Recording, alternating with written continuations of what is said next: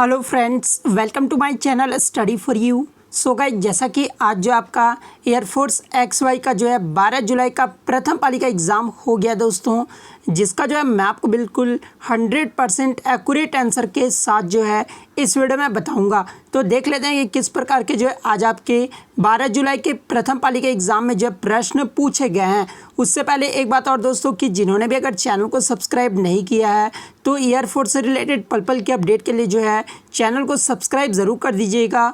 और बगल में ही आपको एक बेल आइकन यानी घंटे का निशान भी दिख रहा होगा, तो आप उसे भी जो ज़रूर प्रेस कर दीजिएगा। तो चलिए वीडियो को स्टार्ट करते हैं। तो सबसे पहले जो हम लोग जीके के क्वेश्चंस देख लेते हैं जो आपके एग्जाम में पूछे गए हैं। तो पहला क्वेश्चन आपका आया था कि राजीव गांधी खेल रत्न पुरस्कार 2020 में जो ये किसे मिला था, क्रिकेट के क्षेत्र में आपका पूछा गया था। तो देखिए, राजीव गांधी खेल रत्न पुरस्कार 2020 में जो है क्रिकेट के क्षेत्र में रोहित शर्मा को दिया गया था। तो रोहित शर्मा आपका यहाँ पे करेक्ट आंसर हो जाएगा। बात कर ले इसके इंपॉर्टेंट फैक्ट्स के बारे में जहाँ से प्रश्न पूछे जाते हैं। तो देखिए, राजीव गांधी खेल रत्न पुरस्कार की जो शुरुआत है ये कब हुई थी, तो ये 1991-92 में किया गया था। तो ये भी आपको ध्यान में रखना है। उसके बाद अगर यहाँ से क्वेश्चन पूछा जाए कि राजीव गांधी खेल रत्न पुरस्कार पाने वाले पहले खिलाड़ी कौन थे, तो देखिए इसको पाने वाले जो पहले खिलाड़ी थे ना, ये विश्वनाथन आनंद थे। तो ये भी आपको ध्यान में रखना है। बात कर ले इस पुरस्कार में जो विजेता को कितनी राशि दी जाती है, तो देखिए इस पुरस्कार में विजेता को जो 7.5 लाख रुपए का पुरस्कार मिलता है। और यह जो पुरस्कार है ना, उन खिलाड़ियों को प्रतिवर्ष दिया जाता है जो देश को अंतर्राष्ट्रीय प्रतियोगिताओं में जो गौरवान्वित करते हैं, यानी भारत के लिए जो है गौरवान्वित करते हैं। बात कर ले 2020 में कितने लोगों को जो है दिया गया राजीव गांधी खेल रत्न पुरस्कार, तो देखिए 5 लोगों को जो है 2020 में राजीव गांधी खेल रत्न पुरस्कार दिया गया है।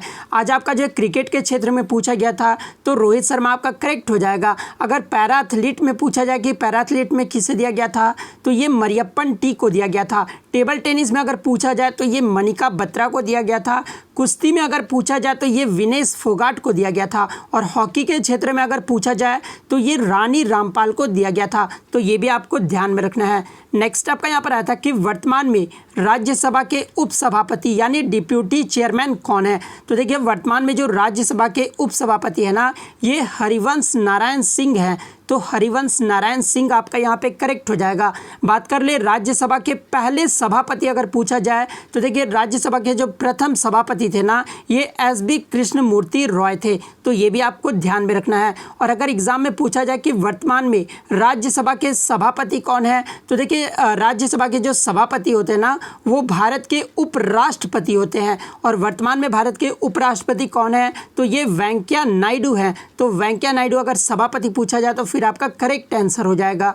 नेक्स्ट आपका यहाँ पर आया था हार्डेस्ट मेटल का नाम पूछा गया था। तो देखिए, जो आपका हार्डेस्ट मेटल होता है ना, वो टंगस्टन होता है। तो टंगस्टन आपका यहाँ पे करेक्ट हो जाएगा।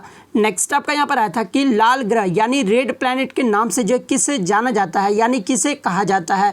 तो देखिए, रेड प्लैनेट जो है ये मंगल ग्रह को कहा जाता है। तो मंगल ग्रह आपका यहाँ पे करेक्ट हो जाएगा। नेक्स्ट आपका यहाँ पर आया था कि मालगुडी डेज पुस्तक के लेखक कौन है। तो देखिए, मालगुडी डेज पुस्तक के जो लेखक हैं ये RK नारायण है। तो RK नारायण आपका यहाँ पे करेक्ट हो जाएगा। नेक्स्ट आपका यहाँ पर आया था WHO का मुख्यालय कहाँ पर स्थित है, पूछा गया था। तो देखिए, WHO का जो फुल फॉर्म होता है ना, वो वर्ल्ड हेल्थ ऑर्गेनाइजेशन होता है, ठीक है। और इसका जो मुख्यालय है ये जिनेवा के स्विट्जरलैंड में स्थित है। तो जिनेवा आपका यहाँ पे करेक्ट हो जाएगा। बात कर ले WHO की स्थापना कब की गई थी, तो देखिए WHO की जो स्थापना ये 7 अप्रैल 1948 को हुआ था। तो ये भी आपको ध्यान में रखना है। नेक्स्ट आपका यहाँ पर आया था कि अकबरनामा पुस्तक ये जो किसके द्वारा लिखा गया था। तो देखिए, ये जो अकबरनामा पुस्तक है ना, ये अबुल फजल के द्वारा लिखा गया था। तो अबुल फजल आपका यहाँ पे करेक्ट हो जाएगा। नेक्स्ट आपका यहाँ पर आया था कि सऊदी अरब की मुद्रा का नाम पूछा गया था। इस क्वेश्चन में जो मुझे डाउट लग रहा है, कुछ बच्चों ने जो ये क्वेश्चन भेजा है और कुछ बच्चे बता रहे थे कि ये क्वेश्चन नहीं पूछा गया था। तो आप जो है कमेंट करके ज़रूर बता दीजिएगा ये क्वेश्चन पूछा गया था या फिर नहीं। तो देखिए, सऊदी अरब की जो मुद्रा का नाम होता है ना, वो रियाल है। तो रियाल आपका यहाँ पे करेक्ट हो जाएगा अगर पूछा गया होगा तो। नेक्स्ट आपका यहाँ पर आया था कि फायान ये जो किस राजा के शासनकाल में भारत आया था। तो देखिए, ये जो फायान था ना, ये चंद्रगुप्त विक्रमादित्य के शासनकाल में भारत आया था। तो चंद्रगुप्त विक्रमादित्य आपका यहाँ पे करेक्ट हो जाएगा। नेक्स्ट आपका यहाँ पर आता कि फेमिना मिस इंडिया 2020 जो ये किसको मिला था। तो देखिए फेमिना जो मिस इंडिया 2020 बनी थी ना, ये मानसा वाराणसी को बनाया गया था। तो मानसा वाराणसी आपका यहाँ पे करेक्ट हो जाएगा। नेक्स्ट आपका यहाँ पर आया था कि डिस्ट्रेस्ड का जो है सिनोनिम पूछा गया था, जो कि पैसेज में आपका पूछा गया था। जैसे पैसेज आपका दे दिया गया था जिसमें जो लास्ट में जो आपका सिनोनिम पूछा जाता है जो कि डिस्ट्रेस्ड का पूछा गया था। तो देखिए डिस्ट्रेस्ड का जो मतलब होता है ना, वो व्यतीत होता है यानी दुख होता है। तो इसका जो आपका सिनोनिम होगा वो पेन होगा या फिर अपसेट होगा। तो इन दोनों में से जो भी ऑप्शन में होगा वो आपका करेक्ट हो जाएगा। नेक्स्ट आपका यहाँ पर आया था कि अमेरिका का जो 51वां स्टेट का नाम पूछा गया था। तो देखिए वर्तमान में जो है अमेरिका के 50 स्टेट्स हैं। अगर वर्तमान में पूछा गया होगा कि अमेरिका के कितने स्टेट्स हैं तो 50 स्टेट्स आपका करेक्ट हो जाएगा। लेकिन 51वें स्टेट का जो नाम पूछा गया था अमेरिका का, तो ये वाशिंगटन DC आपका यहाँ पे करेक्ट आंसर हो जाएगा।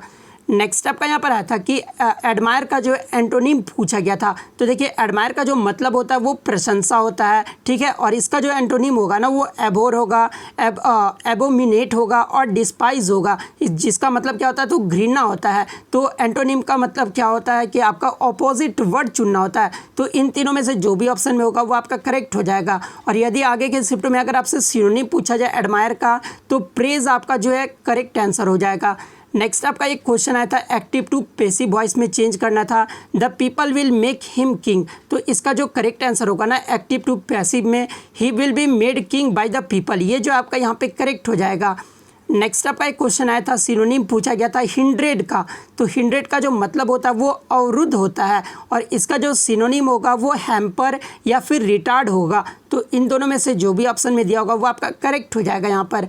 नेक्स्ट आपका यहाँ पर आया था कि आरबीआई की स्थापना कब हुई थी। तो देखिए आरबीआई का जो फुल फॉर्म होता है वो रिजर्व बैंक ऑफ इंडिया होता है और इसकी जो स्थापना वो 1 अप्रैल 1935 को हुआ था। और उस समय जो मुख्यालय कहाँ पर था तो कोलकाता में था। लेकिन वर्तमान में आरबीआई का मुख्यालय कहाँ पर है तो मुंबई में स्थित है। तो 1 अप्रैल 1935 आपका करेक्ट हो जाएगा। नेक्स्ट आपका विद्युत धारा का एसआई मात्रक पूछा गया था। तो देखिए विद्युत धारा का जो एसआई मात्रक होता है ना वो एम्पियर होता है। तो एम्पियर आपका यहाँ पे करेक्ट आंसर हो जाएगा। नेक्स्ट आपका यहाँ पर आया था कि धुआंधार जलप्रपात ये जो किस नदी पर स्थित है। तो देखिए ये जो धुआंधार जलप्रपात है ना ये आपका नर्मदा नदी जो कि एमपी में है। तो नर्मदा नदी में जो है ये धुआंधार जलप्रपात स्थित है। तो नर्मदा नदी आपका यहाँ पे करेक्ट हो जाएगा। नेक्स्ट आपका यहाँ पर आया था कि ओजोन परत की मोटाई ये जो किस इकाई से मापी जाती है। तो देखिए ये जो ओजोन परत की जो मोटाई है ना ये आपका डॉप्सन इकाई में मापा जाता है। और किस यंत्र में मापा जाता है अगर पूछा जाए तो ये स्पेक्ट्रोफोटोमीटर में मापा जाता है। तो डॉप्सन इकाई आपका यहाँ पे करेक्ट हो जाएगा। नेक्स्ट आपका यहाँ पर आया था कि डील के साथ कौन सा प्रीपोजिशन आता है, ये जो आपका प्रीपोजिशन से पूछा गया था। नेक्स्ट आपका एक दाब का जो है विमा यानी डायमेंशनल फार्मूला पूछा गया था प्रेशर का। तो प्रेशर का जो डायमेंशनल फार्मूला होता है ना वो ml-1 t-2 होता है। तो ये जो आपका ml-1 t-2 आपका करेक्ट आंसर हो जाएगा। नेक्स्ट आपका यहाँ पर आता है कि यदि प्रतिरोध बढ़ता है तो परिपथ की शक्ति बढ़ेगी या फिर घटेगी, ये जो आपको कमेंट करके ज़रूर जवाब देना है। मैं भी देखना चाहता हूँ कि आपकी तैयारी जो है वो कैसी चल रही थी। उसके बाद एक आपका आया था फिजिक्स से कि ताप बढ़ाने पर आयतन पर जो है क्या प्रभाव पड़ेगा। तो देखिए जब ताप बढ़ाने पर जो है ना ये आयतन आपका क्या होता है तो घटेगा। तो घटेगा आपका यहाँ पे करेक्ट आंसर हो जाएगा। और यदि आगे के शिफ्ट में अगर आपसे पूछा जाए कि ताप बढ़ाने पर पृष्ठीय तनाव पर क्या प्रभाव पड़ता है, तो देखिए पृष्ठीय तनाव अगर पूछा जाए तो पृष्ठीय तनाव भी जो वो आपका घटता है। तो ये भी आपको ध्यान में रखना है। नेक्स्ट आपका यहाँ पर एक बच्चे ने जो है पूरा क्वेश्चन मुझे भेजा इंग्लिश का, ठीक है। तो पहला क्वेश्चन आपका था कि the team of doctors fill in the blanks. तो यहाँ पे जो आपका सिंगल सेंस है, ठीक है, सिंगल सेंटेंस है। तो the team of doctors is यहाँ पे आपका लगेगा। जिन्होंने भी इज मारा होगा ना तो इनका यहाँ पे करेक्ट आंसर हो जाएगा। उसके बाद आपका प्रीपोजिशन विद डील का आया था, ठीक है। उसके बाद जो है people will make him king ये पूछा गया था आपका एक्टिव से पैसिव वॉइस में, मैंने आपको बता दिया है। उसके बाद आपका फर्टाइल का सिनोनिम पूछा गया था। तो इसका जो सिनोनिम का आंसर होगा वो यूजलेस होगा। तो यूजलेस आपका यहाँ पे करेक्ट हो जाएगा। उसके बाद एम्बिग्यूटी का जो एंटोनिम पूछा गया था तो ल्यूसिड जो आपका यहाँ पे करेक्ट आंसर हो जाएगा।